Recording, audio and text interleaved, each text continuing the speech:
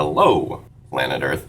Welcome to my YouTube channel. We're at IDK, my BFF Jill 730. My BFF Jill 730. I'm Preston L. Young, wishing you warm salutations and congratulations. As always, you've made your way to the Buffington Post. So today I will again be taking a break from Buffy to review Season 6, Episode 3 of Game of Thrones. It's Oathbreaker. I know I'm a couple days late, but Mother's Day and feeling a little bit ill yesterday, but we're getting into it. And so without further ado, let's just jump into my thoughts on Oathbreaker. Here we go. You are invited. This is not a game for slackers. There are no gimmies, no do-overs, no lifelines, no hints. You play as a team, but be ready to betray everyone to be rich. The weak of will, the unsteady, the ones who make excuses, all will leave with nothing. And if you fail, I will tell the whole world you are the weakest link. Goodbye. Alright, so quote of the night is, "My watch has ended," and holy shit, his watch has ended. Jon left the Black. This is kind of going to throw a monkey wrench into the whole Sansa headed to the wall situation, but everything we saw with Jon, it was really good. It wasn't really good, but it was nice. We get some nice naked Jon Snow booty in the beginning, and Davos looking like holy crap, and can I just say, like, Mel's face was as shocked as Jon's own. Like, she was just like, I did it. And when Davos kind of excused her, I would have been like, no, this is my new toy. Look what I did here. Like, this is mine. Let me play with him for a minute. Plus, he was all naked, too, so that wouldn't hurt. But, yeah, I really like Melisandre's face. I love Davos' face. Like, all three of them were just, like, shocked and, like, holy shit. And Jon was looking at his wounds, and it was just like, I should be dead. Like, what the fuck? And I really liked the outpouring of emotion that Jon had. Like, Ollie. He felt so betrayed by Ollie. And I know that there's a lot of fan hate for Ollie. Like, you know, fuck Ollie, rape Ollie, all this good stuff that people say about Ollie. But I honestly kind of expected for Ollie to get redeemed or maybe be forgiven by Jon. But, you know, Jon and his whole stark attitude about dealing out justice where justice is due. And so when he was all hanged with the other ones, it was fine. Like, you get what's coming to you. I will say that I loved that he hanged them all with Longclaw. And Sir Alistair went out like a boss. He was like, you know what? This is what I did. I'm taking my lumps, and I get it. You're here to deal out justice. You're an unnatural creature, but here we go.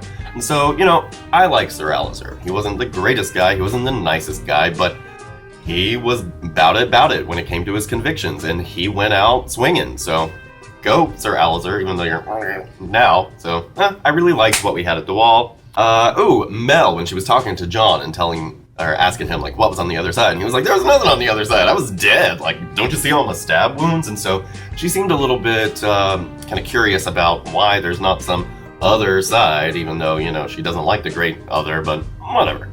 And she also is talking about the prince that was promised, saying how she thought it was Stannis, and now there has to be someone who's the prince that was promised, and now she is just putting all of her money on Jon, just like she was on Stannis, and we still got Daenerys out there somewhere, and so that's going to be a thing. I think they're going to get more into the Azor Ahai / Prince That Was Promised prophecy if they are going there at all. Now, about the Prince That Was Promised and the whole prophecy and all this good stuff, we get to the Tower of Joy, but it's not really the Tower of Joy. It was more like the Tower of fuck you, fans. Fuck you, because as soon as we thought we were going into the tower, nope, we're not going into the tower. Why give you what you want when we can stretch that out a little bit? And so that was kind of annoying, but I really liked it. The fight choreography was excellent. The two swords that the Sword of the Morning had, I know people are like, well, why didn't they have two swords? I don't care. It was awesome. Getting to see Howland Reed, and why exactly did Ned lie about Howland Reed being the one to actually kill Sir Arthur Dayne? I don't know, but maybe we'll find out. And yeah, it may or may not lend credence to this whole theory that Howland Reed is the High Sparrow, because if you think about it, like, he's taken down the Lannisters pretty well, and they did a lot to screw over the Starks, and so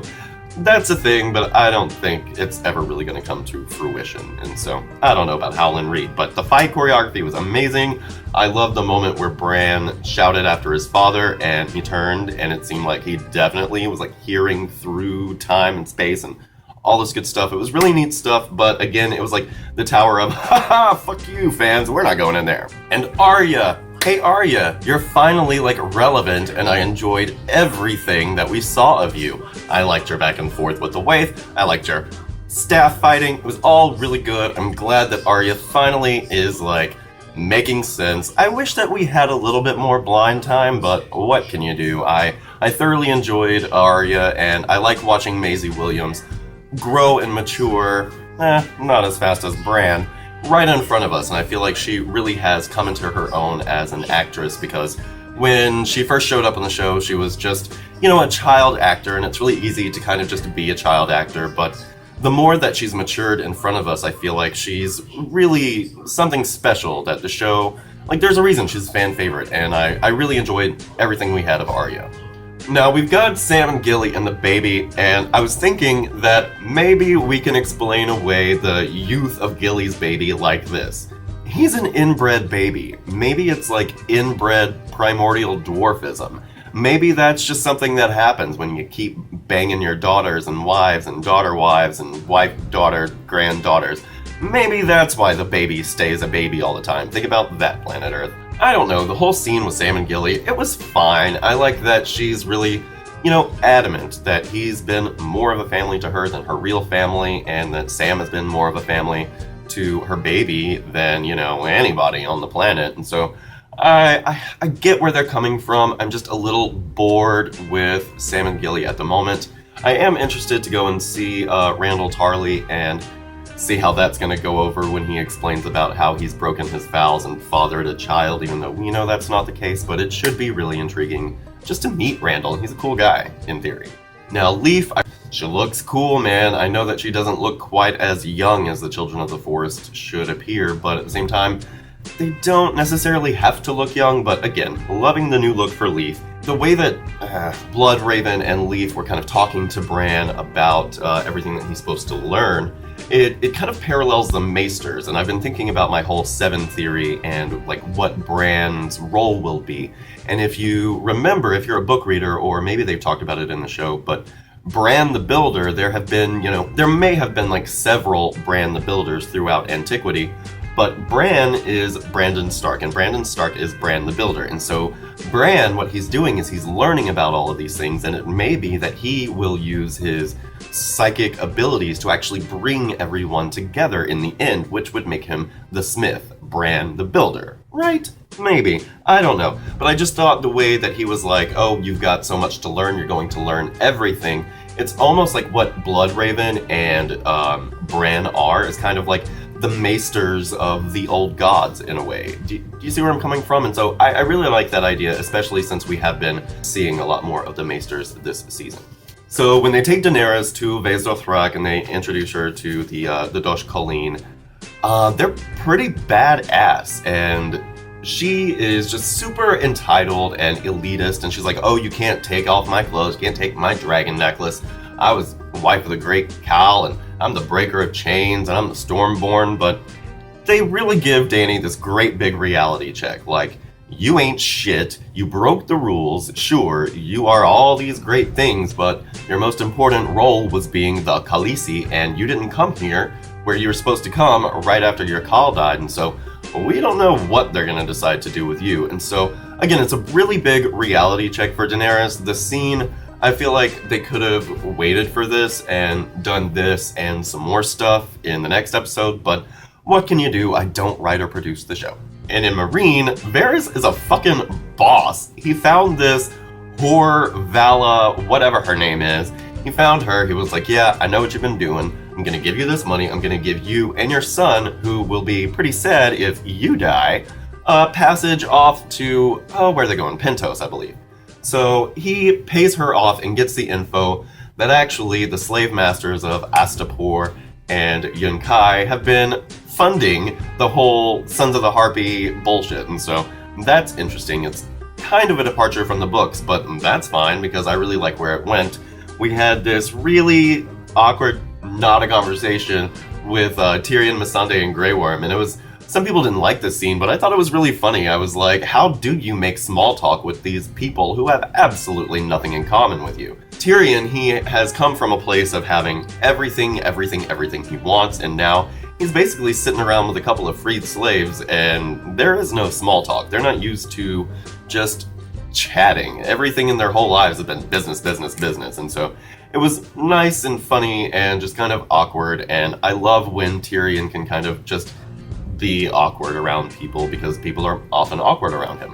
Now the Qyburns. I love that Qyburn is now like taking Varys' little birds under his wing, and so I'm calling them the Qyburns, and that was all neat, and I found something to be really interesting in that they are calling the Franken Mountain, they are calling him Sir Gregor Clegane. This is something that they don't do in the novel, and I think it's just, it's a really bold move for them to go ahead and acknowledge, like, yeah, it's Sir Gregor. And I like that they are all afraid of Cersei and Qyburn's monster, but nobody actually wants to say it to her face. Like, they walk in right when Pycelle is mentioning all of this, and hello, Lady Olenna. Lady Olenna, love Lady Olenna. We got to see her for 2.5, but it's great to have her back. We see that Kevan is now actually the Hand, and maybe some little birds will come and see about him later on in the season. But aside from Olenna, we also got Mace, and so Mace apparently made it back from Braavos. They didn't really deal with that, so I don't know what the heck. Isn't he supposed to be Master of Ships right now? I don't know, and I'm still not exactly sure what went down with the bank and Mace, so that remains to be seen as well. Oh, and I like the jab that Olenna made at Cersei about Margaery being the queen and how, you know, Cersei might be a little bit confused about who's the queen and who's married to the king since, you know, she's got her whole incestual family situation. I thought that was a great dig. Go Olenna. And of course, they clear the room. They basically say, okay, well, you guys, we can't make you leave, but we ourselves can leave, so fuck you guys and your crazy Franken monster. And we have this moment where it's Cersei, Clegane, and Jaime, and they're all sitting in this empty room. It's like, wow, all of our influence just gone like that. But they are not playing, and they are not going to give up without a fight, and I'm really interested to see where our sexy twins go from here. Now, Tommen is so dumb. I've heard people saying that they think that maybe Cersei and Jaime sent Tommen to go and make the High Sparrow think that he's got these, you know, reservations or whatever, but I don't know.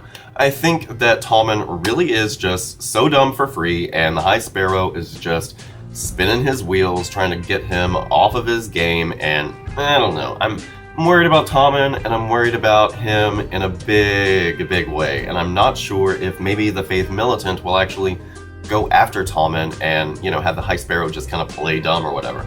I'm really not sure how that's going to go. I think it would be really interesting if Qyburn got his little Qybirds to kill Tommen and make it look like the Faith did it. Oh, that's a semi-prediction. There you go.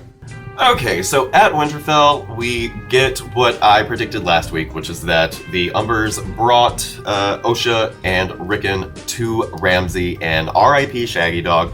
I was in dismay when they showed Shaggy Dog's head, just like Grey Wind's head. It was so sad, and I know some people are theorizing that that head was too small or whatnot, but I'm thinking that Shaggy Dog is dead. Because how else would you capture Osha and Rickon unless you killed Shaggy Dog? And so that was like the worst thing was Shaggy Dog is dead. We have like 3 direwolves left. We got Summer somewhere, although we haven't even really seen Summer up in the Land of Always Winter, but whatever. But Nymeria, she's still roaming around, gathering her wolf pack in the Riverlands, ? And of course we've got Ghost, who we actually saw a good bit of Ghost, but oh, poor Shaggy Dog, and I don't know what Ramsay wants to do with poor little Rickon and our fun Osha, but I think Osha is going to have her own fun going around Winterfell and killing Boltonmen. So that's pretty much all I've got for today, you guys, because, you know, I've only got 15 minutes, so tell me what you thought of the episode down in the comment section below. Hope you're having a great 2016 so far. Have a great day today, and we'll see you next time. Bye. My BFF. Joe? 730.